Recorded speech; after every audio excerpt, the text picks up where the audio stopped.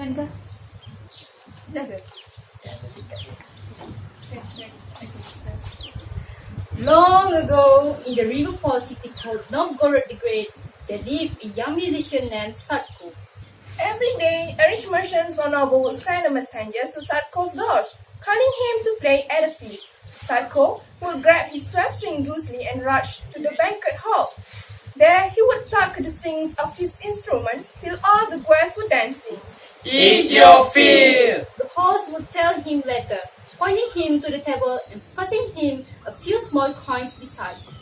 And on such as he was given the Sadko leaf. Often his friend would ask him how he could survive on so little. It is not so bad. Sadko would reply, And anyway, how many men can go to a different feast each day, play the music they love, and watch it set a whole room dancing? Sadko was proud of the city, the richest and most free in all Russia. He walked through busy market square, lined with merchants in their stalls and teeming with trades from many lands. He never crossed the square without hearing tales of far-off places, from Italy to Norway to Persia. down at the piers he would see the sailing ships with their cargoes of lumber, grains, hides, pottery, spices, and precious metals. And crossing the great bridge over the river Volkhov, Sadko would catch the glint from the gilded roofs of a dozen white stone churches. Is there another such city as Novgorod in all the world? Is there any better place to be? Yet sometimes, Sadko was lonely. The maidens who danced greatly to his music at the feast would often smile at him and mock that one had he set his heart on fire. But they were rich and he was poor, and not all of them would think of being his. One lonely evening, Sadko walked sadly beyond the city walls and down along the broad river Volkhov. He came to his favorite spot on the bank and set his gusli on his lap. Gently wave brushed the shore, and moonlight shimmered on the water. My lovely river Volkhov, rich man, poor man, it's all the same to you. If only you were a woman, I marry you and live with you here in the city I love. Sadko plucked a sad tune, then a peaceful one, then a merry one. The tinkling notes of his gusli floated over the Volkhov. All at once the river grew rough and a strong wave began to slap the bank. Heaven, help me! Cried Sadko as large ship rose from the water. Before him stood a huge man with a purse and crusted crown of atop a flowing man of seaweed. Musician, behold the king of the sea. To this river I have come to visit one of my daughters, the Princess Volhova. Your sweet music reached us on the river bottom, where it pleased us greatly. Thank you, your majesty. Soon I will return to my own palace. I wish you to play there at a feast. Gladly, but where is it and how do I get there? Why? Under the water, of course. I'm sure you will find your way. But meanwhile, you need not wait for your reward. Something large jumped from the river and fell at Sadko's feet. A fish with golden scales. As Sadko watched in amazement, it stiffened and turned to solid gold. Your majesty, you are too generous. Say no more about it. Music is worth far more than gold. If the world were fair, you had half your fill of riches. And with a splash he sank the river and was gone. The next morning, Sadko arrived at the market square just as the stalls were opening. He quickly sold the golden fish to an astonished merchant. Then, hurrying to the piers, he booked his passage on a ship, leaving Novgorod that every day. Down the Volkhov, the ship sails across Lake Ladoga and the Gulf of Finland, adding to the Baltic Sea. As it speed above the deep water, Sadko peers over the rail. In all the wide sea, how can I ever find the palace?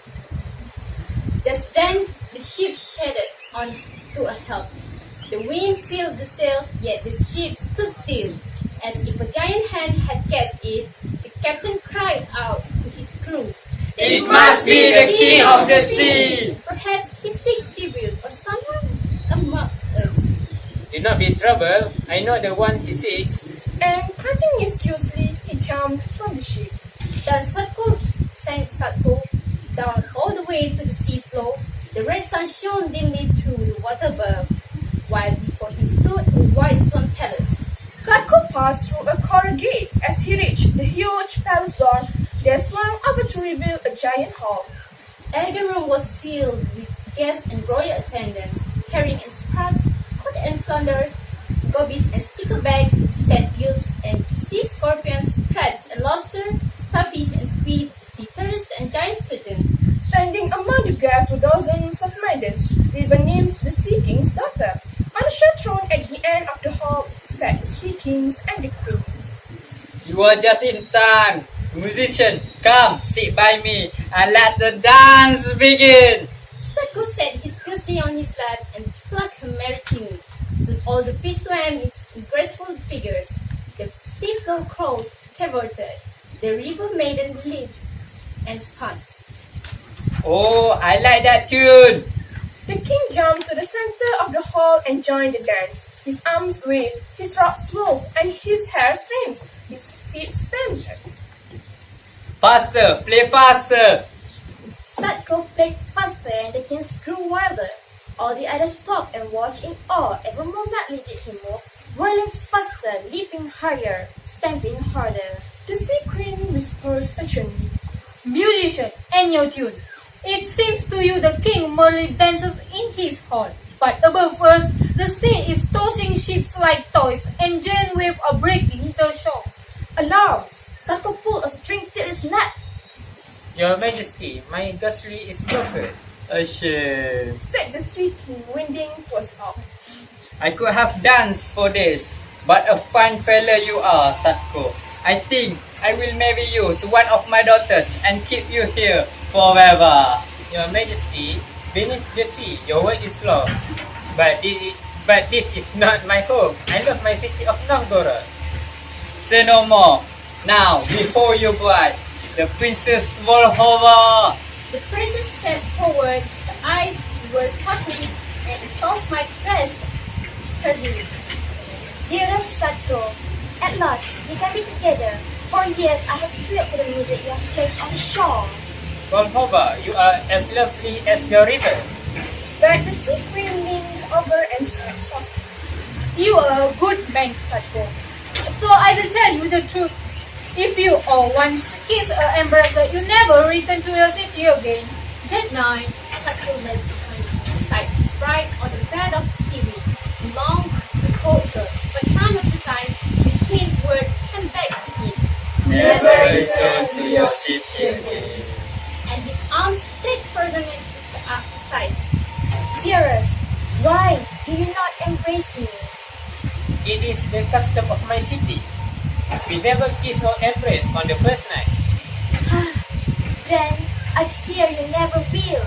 As she turned away, When Sadko awoke the next morning, he felt sunlight on his face. He opened his eyes and saw beside him stood the Princess Volhova, but the river broke out, and behind him rose the walls of Novgorod. My home. said Sadko, and he wept perhaps for joy at his return, perhaps for sadness at his loss, perhaps for both. The years were put to Sadko. With the money that he made, he bought a ship and put enough to fill it. And so Sadko became a merchant and became the richest man in Novgorod. What's more, he married a fine young woman and raised a family. Yet sometimes, still on a quiet evening, he would walk out of the city alone, sit on the bank, and sing his tinkling music over the water. And sometimes, to a lovely heat would rise from the rivers to listen. Or perhaps it was only moonlight on the volcano. The end. Sini kau balik. Duduk